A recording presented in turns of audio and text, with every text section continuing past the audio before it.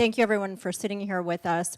I think we have a really interesting topic to discuss a little bit off from what we're usually talking about.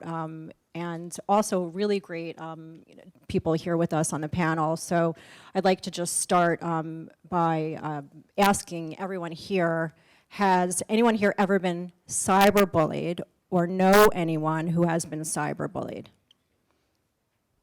Right, and then from that, knowing those people, did they know what to do after it happened? Right, so that's one thing we're going to talk about here today. So, but first, let's introduce everyone. We have Brooke Meshico. Hi, everybody. My name is Brooke. What do you want me to say? And then we also have Lieutenant Rivera. Good afternoon, everybody. My name is Felix Rivera. I'm the squad commander for the NYPD's Computer Crime Squad, and I also serve as the New York City Internet Crimes Against Children commander. Thank you. And then we also have Barry Miller, my partner from Freeman Mathis and Gary in Kentucky. Thank you, Alicia. I'm in the Lexington, Kentucky office. I'm co-chair of our coverage group, so I was glad to see another coverage lawyer this morning, and glad to see that nobody booed him. And but I've also been extremely interested in the technology side of the law since I started practicing in 1988. And my partners were convinced that computers were a fad that were going to go away. So that's why I'm here today. That's kind of led to this panel. Thanks so much, Barry. So we're going to start with Brooke. Brooke is from California. She's 15, speaks eloquently. From my conversations with Brooke, I'm really amazed by your poise with talking about things. So please, everyone, listen to Brooke's story. Hi, everyone. Again, I'm Brooke Meshico.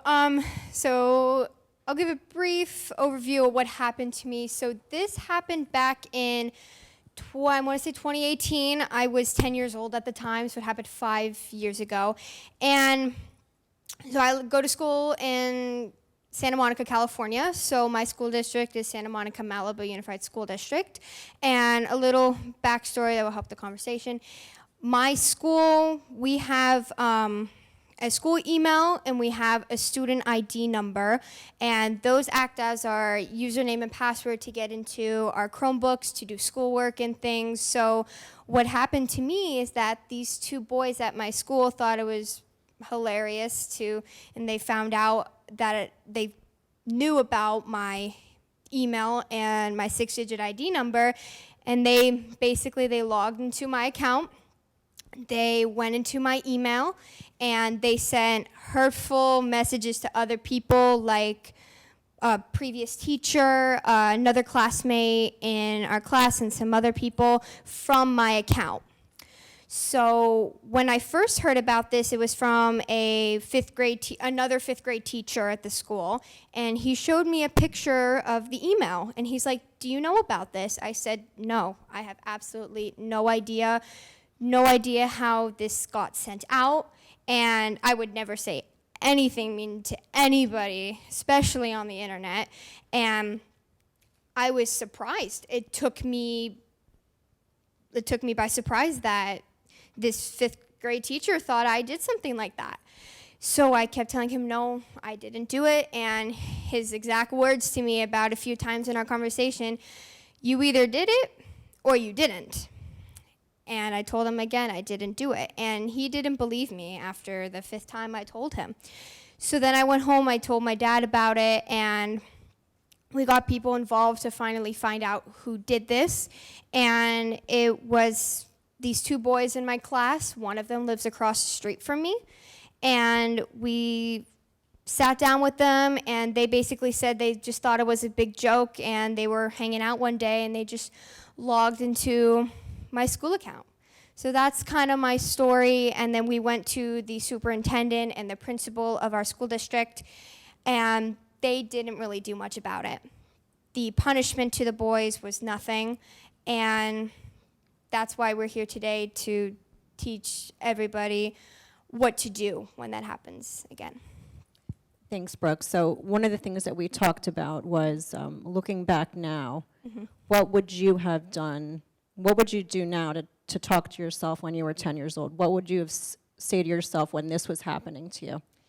I think if this was happening to me now as my 10-year-old self, I would just say be strong, because there was a lot of times back then where teachers didn't believe me, classmates didn't believe me, and mind you, I was in 5th grade. So if this happened to me now, just be like, be strong. I know people. Back then I knew who to go to help me, but I just would try to figure out what happened, and just everything happened, and just be strong, really. Thank you. And Lieutenant Rivera, how would you jump in on this, on Brooke's story? It's a great story. Great job, Brooke. Combating cyberbullying it's a team sport. There's no one entity that's going to kind of take control and, this is what we're going to do. It's going to be a collaborative effort. And it starts, obviously, with the victim. And that Brooke was able to go to her parents and kind of explain, that's a huge step, because a lot of times that doesn't happen, and it really snowballs until you can kind of get a handle on what's going on. In this particular case, and cyberbullying takes a lot of forms. Everybody knows it. Everybody's been a victim of some This isn't new. It's been around since the beginning of time. Somebody's said something about somebody prank called somebody. This has been around forever. And it's unfortunately probably not going anywhere. It's something that's in human nature, but we do need to know what to do in order to combat it, in order to provide services if necessary for the victims, and educate those around us. But here, this is a serious crime. Granted, they're in 5th grade, right? And what's being talked about here is the same thing the other panels were talking about. This is an email compromise. This is unauthorized use of a computer. This is computer trespass. These are serious, serious felony crimes that are happening here. Granted, it's a 5th grader. Now, this is something that the school is identifying. And that's another complication that comes into this, and this is where the parents have to come in, because the school has 2 roles. One, they have to protect the students. They have to protect themselves also. So they're in a kind of a balance there. So often, they're going to kind of want this to go away.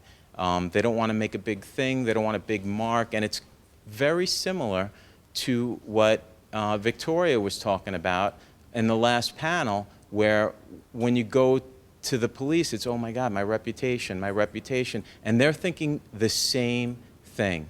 So it's important that the parents are involved.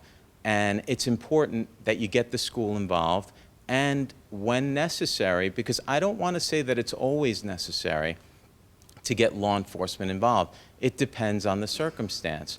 Little problems have smaller solutions. Bigger problems need bigger solutions. People don't like law enforcement. People don't like the police, because when you invite me to the party, I come there and I pop the balloons, right? Something bad's going to happen. And sometimes people don't like that. So sometimes we can solve the problem without involving us. But when you can't, just like I think the gentleman in the first panel is talking about logs. Really, what that is information. You need to know what your children are doing. You need to know what platforms they're on. You need to know what usernames they're using. You need to know what's on their phone. Because when we have to come and start an investigation, those are going to be the questions that we're going to be asking. Communication is key. It's like you working at some Fortune 500 company, moving to another company, and saying, okay, I know what I was doing there. Well, we do things differently in this organization. You're going to need somebody to help guide you through so that you can make the right decisions in your new position. It's going to take a little while, right? You're not going to know where the men's room is. Where do I go to have lunch? Things like that are going to be difficult for you because you're new. And it's the same thing when we walk into any investigation. We need to get cooperation from the parties that are involved. That's the victim, that's the parents, that's the school. And what happens when, and and this is unfortunate, but happens often, that victim doesn't want to come forward. They're ashamed, they're embarrassed, they're uncomfortable. And that's where, and we don't want to re-victimize them again. We want to take an approach where they're comfortable with what's happening. And that's where we need the parents, the guardians, the teachers, the school to help us. And it can be difficult. When everything lines up, you know, it works a lot smoother than, you know, obviously when you're getting difficulty, and this happens. We get difficulty, you know, difficult school districts where they don't want to cooperate. You know, if their tires get slashed and they want the police to come and it's the school teacher's tire or the principal's tire, you're going to get all the cooperation in the world.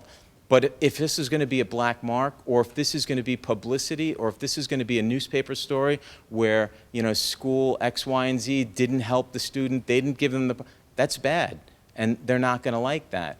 But when you come to us earlier, before something kind of mushrooms, or you try to handle it before it mushrooms and you're successful, that's great.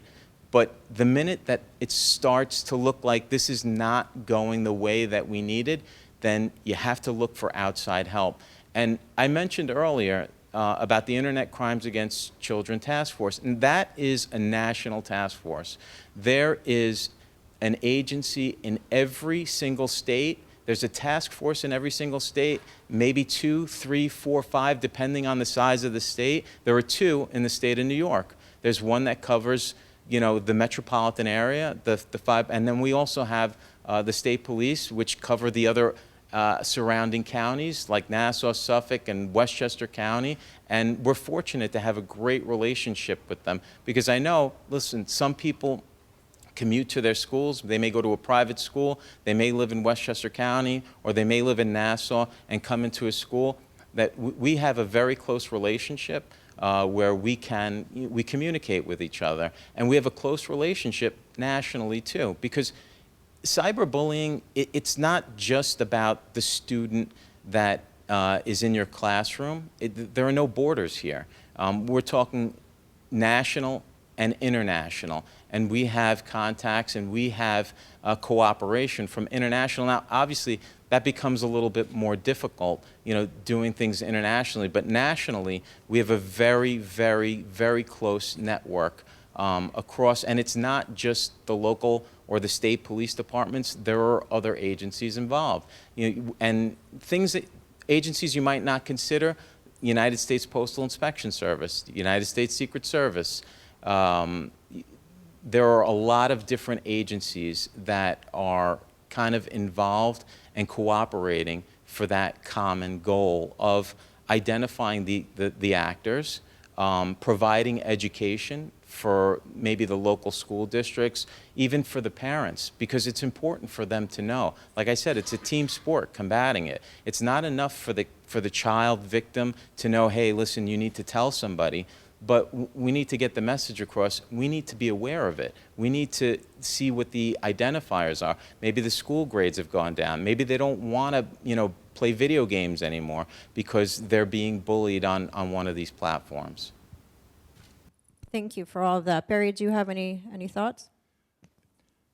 A few years ago, I had to help my wife with a health insurance issue. It was frustrating for her. It was frustrating for me. But we got it resolved, and she asked me, what does somebody do who's not married to a lawyer? And that's kind of how I felt about Brooke. When I first met her online 3 years ago, Jason introduced us, and we did a webinar where she told her story. What does a kid do whose dad is not a force in the cyber data industry, and somebody who's willing to go to the mat to help his daughter? And that's really what it takes. As Felix said, there's 3 people involved in this triangle. There's the victim. Often there's the school, and then there's the parent.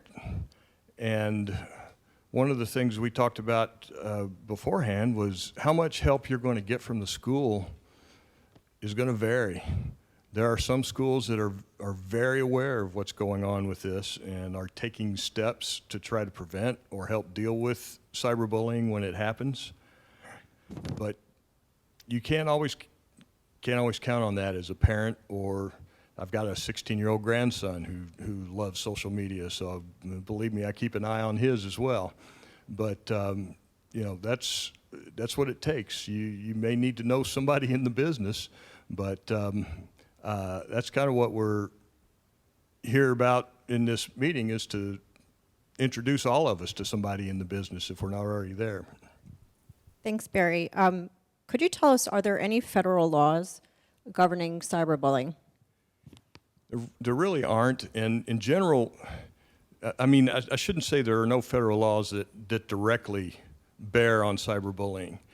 There are a number of federal laws that could apply to a cyberbullying incident. There are a number of federal laws that deal with privacy and data that is held by minors, held by students. But right now, the legislation in bullying and cyberbullying in particular is with the states. 48 of 50 states now have laws that deal with this. And the approach, we've got a lot of people here who've been in the data and privacy industry for a long time. So they know that the approach has kind of been dealing with what happens after a breach. You've heard a lot today about prevention, and that seems to be the trend in the state legislation. They're following the model of the European law, the General Data Protection Rule. It's been in place for a few years. They're trying to put more control in the hands of what they call the data owner.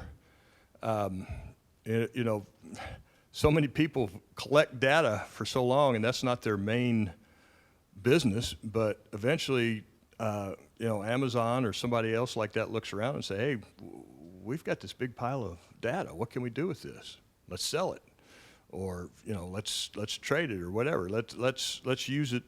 And the European approach is to say, okay, wait a minute. What was the reason you collected that data in the first place? And limit your use to that. So that's some of the approach that's going on now. Illinois just passed a statute. You heard Carolyn earlier today talk about their Biometric Information Protection Act, but their Cyberbullying Act, it really aims at three things. First of all, the school districts need to publish their procedures on handling cyberbullying incidents on the internet. So parents can see, you know, you can have some idea, what does my child's school do when something like this happens? The second thing is the schools have to inform the parents if there is a cyberbullying incident. I think, if I remember right, if Jason had to count on his daughter's school to report that incident, he might never have heard about it. But 24 hours, you heard the importance of speed in this area. And anybody who's ever been a breach coach or worked with a breach coach knows how important those first 24 hours are. Well, that's the same in this field, and that's what the Illinois statute requires. If your child has been the victim of a cyberbullying incident, school needs to inform you within 24 hours. There's so much more you can do in the early stages of something like this, before the information gets trampled, before the metadata gets trampled, and that kind of thing.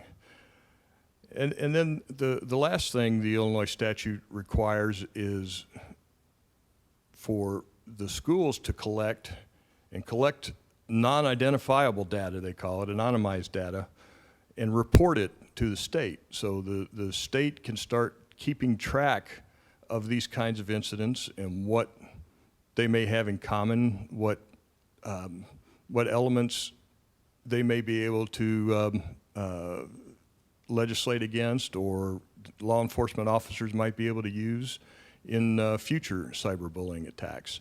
So that's really the trend in legislation right now. Thank you. So, Lieutenant Rivera, educating police, do you have any thoughts on, to share with everyone about what the police officers, know about cyberbullying and anything about that?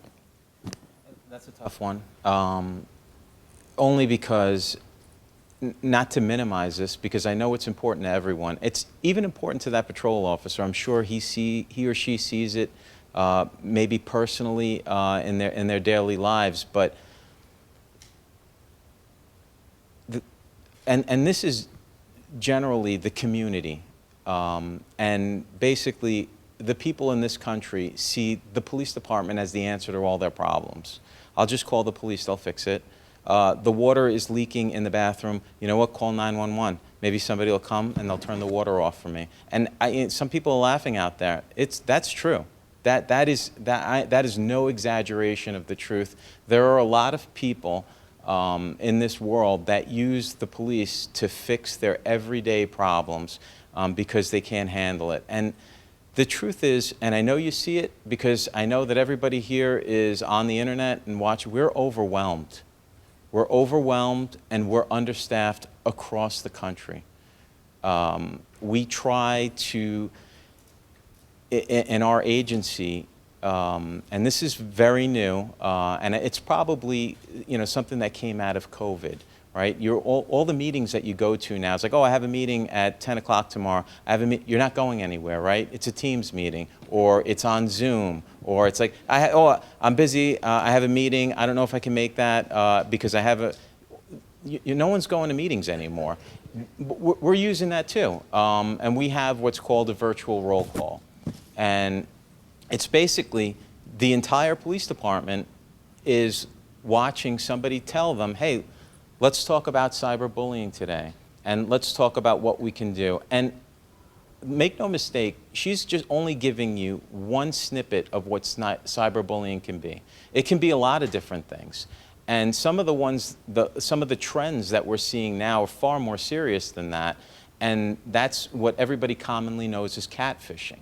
The most beautiful girl in the world or the most handsome man, suddenly is interested in me and, wants me to send pictures, and they're sending pictures to me, and all of a sudden, next thing you know, the entire school is getting, compromising or intimate photos of me, and now what? What do I do? And the message in the past was, don't do it. Don't take pictures of yourself. Don't send anybody pictures. That's like saying, I'm on a diet. No, I'm not going to eat that because it's going to make me fat. Or, you know what, I don't want that because there's too much sugar in it. I'm watching my weight. I'm watching my health. But you do it anyway, right? You make that mistake and you're like, oh, I won't do it next time. Well, they do the same thing, right? They take that intimate photo and they're like, we need to start pushing the message out there that that's not the end of the world. You took that photo, you sent it out, because we're having tragic consequences across the country, across the world, when people make a mistake and they don't know what to do. And I'm not saying that it's going to be easy to fix it, but there's a fix for everything. For every mistake that you make, there is always a fix. You can come back from anything. I say this all the time in my agency. You can make the biggest mistake in the world. All you need is time. Don't forget about it, and you'll move on.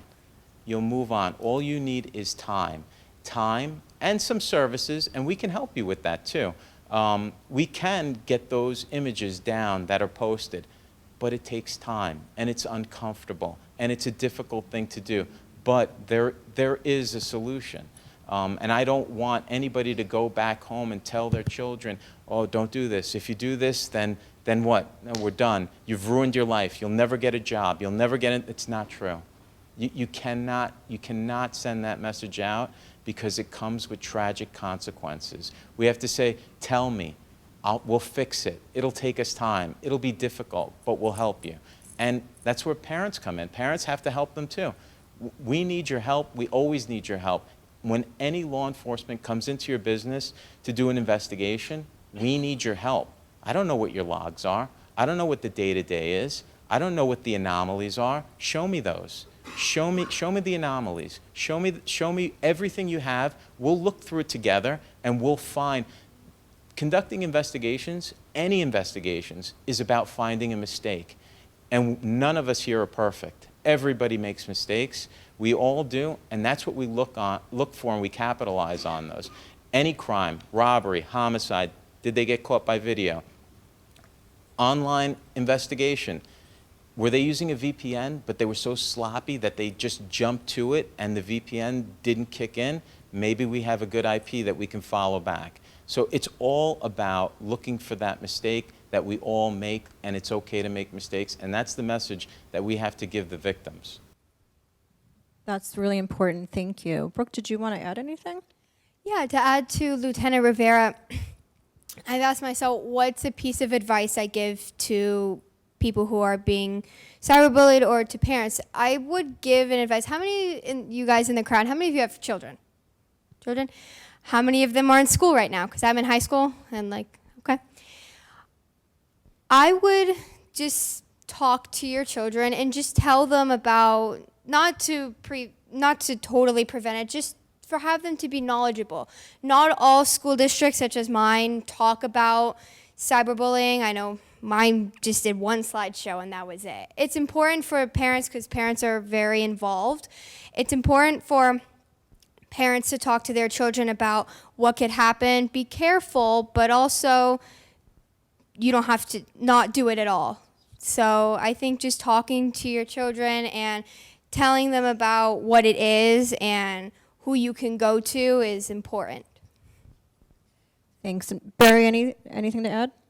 Whenever you do a presentation like this, you always learn more than you end up telling people about. But when I first heard Lieutenant Rivera talk about this, I think that was the most important thing that came out of our preparation was, we put so much emphasis on prevention and don't let this happen, that the only message that could come across is if you let it happen, your life is over. And some people some children have taken that literally, and that's, so if you remember nothing else from this seminar, I think that point that, yes, we need to talk about prevention, and we need to work hard at it, but there are things that can be done if you are a victim. And getting people in touch with those that can help them, and knowing what can be done after an event like this is extremely important to not be trapped in that first message that's all or nothing. Yeah, does anybody have any questions for anyone up here? I was just going to say, on your note, Barry, Yes. it's also important that we as a society, a room full of educated adults, resist the temptation to click on stuff. Resist the temptation to pass on the pictures or pass on the gossip, because once it gets involved in the room, it also takes on a life of its own. And so, resist the temptation to an adult when you come across someone else forwarding something that is hurtful. That's a good point. For those of you who might not have been able to hear, the point was act like a grown-up. If somebody sends you some of these pictures, don't pass them on. Delete them. Be responsible. That's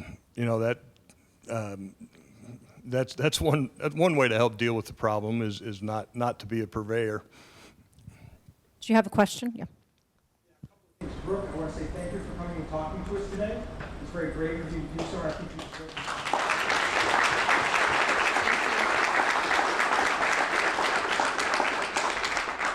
Barry, thank you very much for your work with respect to what you do. It's very important, and the message is very much one that needs to be heard, because just the other week I heard a young man who was part of a sextortion event, where he had sent pictures to someone who believed to be a young lady, who turned out not to be, and he was extorted, and that's a problem because he thought the only way out was to do something he did.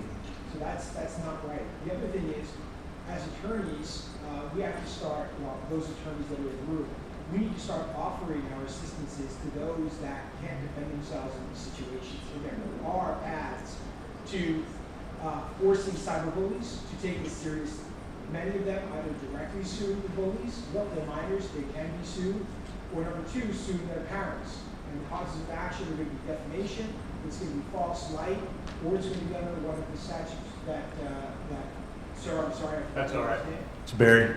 That Barry mentioned with respect to state cyberbullying laws.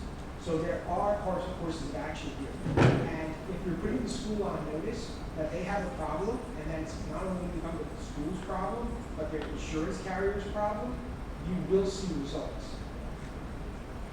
So thank you again. And to your second point there, you heard some discussion about ransomware this morning, and we've watched that evolve from, send me $300 worth of Bitcoin and you'll get your data back, to demands in the millions of dollars.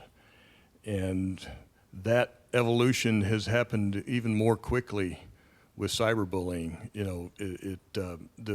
The incident you mentioned involving sextortion, that's essentially organized crime that's doing that. So where they see profit, they start to ratchet up the pressure. So that the criminals are endlessly adaptive. That's what we learned in the ransomware world. And the only thing we can do is try to be as adaptable. The big challenge right now, and we're going to hear about it in the next program, we've heard about it before, is AI. That was my own future shock moment. As those of you who remember that book, the author talked about the pace of change and how eventually it reaches such a pace that people can't adapt to it. I first heard about ChatGPT in November, and I thought, that's something I'm going to have to keep an eye on. 3 or 4 months later, there are already lawyers in trouble with the Bar Association for letting ChatGPT write their briefs. So it's happening quickly, and that's the job of parents, is to keep up with what's going on. Did anybody, Julia? So we were talking about laws recently that sort of combat cyberbullying. So a lot of cyberbullying happens on social media, and I know that our firm was recently discussing a bill that was proposed regarding the use of social media for anybody under the age of 13. So far hasn't been passed, but I know that we're sort of monitoring it. The bill is essentially saying that anybody under the age of 13 would need to have parental guidance to start social media accounts, which will sort of counter cyberbullying in the social media world. So we'll see where that takes us. Thanks. Lieutenant, do you have any comments on that, and if it would be effective? It's complicated, very complicated. The social media platforms already put out terms of service with regard to use of their platforms, and it's complicated because the freedoms that we want to grant our citizens, it's complicated because they also operate globally, and they can, or it's difficult to have a different set of rules for the U.S., a different set of rules for Europe, and we've already run into a lot of convoluted issues along the way with that, and we're still dealing. This is dealing with social media. It's evolved, tremendously over the last just decade, and it's expected to evolve again. So what we think of now, or what we use now and how we use it, is likely not going to be the way that we use it in 10 years. And that's what makes this so difficult. We're a very litigious nation. I'm sure, for all the lawyers that are in here, that's good for you. But because it takes so long for change, and because everybody is combating change, and it's not quick and fluid like social media and technology are, we're always playing catch up. And that's what makes that so difficult. Do I think it will be? I hope it will be. I hope everything, will get better, but it's a tall mountain to climb for sure. Thanks. Jason, did you have a comment that maybe you'd want to share? Lieutenant Rivera, can you talk about BARC really quickly before we adjourn? I think all of the parents in this audience and this conference are supposing to know what BARC is. So I didn't say it. Jason said it, because I don't endorse or recommend any products, certainly not publicly. However, I said earlier that it's important for parents, guardians, to know what's going on with their kids on the internet, on social media. And there are a variety of different programs that can help you monitor it. And there's some automation to it, just like you have your systems monitored for exploits, in your corporations, right? Just the same way that you do that, we're looking for some kind of hygiene in your kids' social media and internet activities. And look, I don't want to read all my emails. I think there's like 150 of them that I haven't gotten to today, right? And I'm sure you don't either. But having something like BARC or another program to help alert you when there might be a problem, just to get you to focus in and look at it and say, you know what, I need to take a minute and see what's going on here because I just got an alert that there may be an issue. And that could help you, it can help you make a decision to say, hey, listen, I don't like this communication. This communication's not going to be there, and I'm going to go into the settings of this tool, and I'm not going to allow any more communications on this platform or any communications with this person. And we need that because we're all busy. We're drinking information from a fire hose, and that's difficult. And just like you need to protect your organizations with an incident response team, with somebody to come and look at how things, you need to do the same thing at home. Thanks so much, everyone. Thank you again, Lieutenant Brooke, Barry. This was really nice to be able to talk to everyone here today.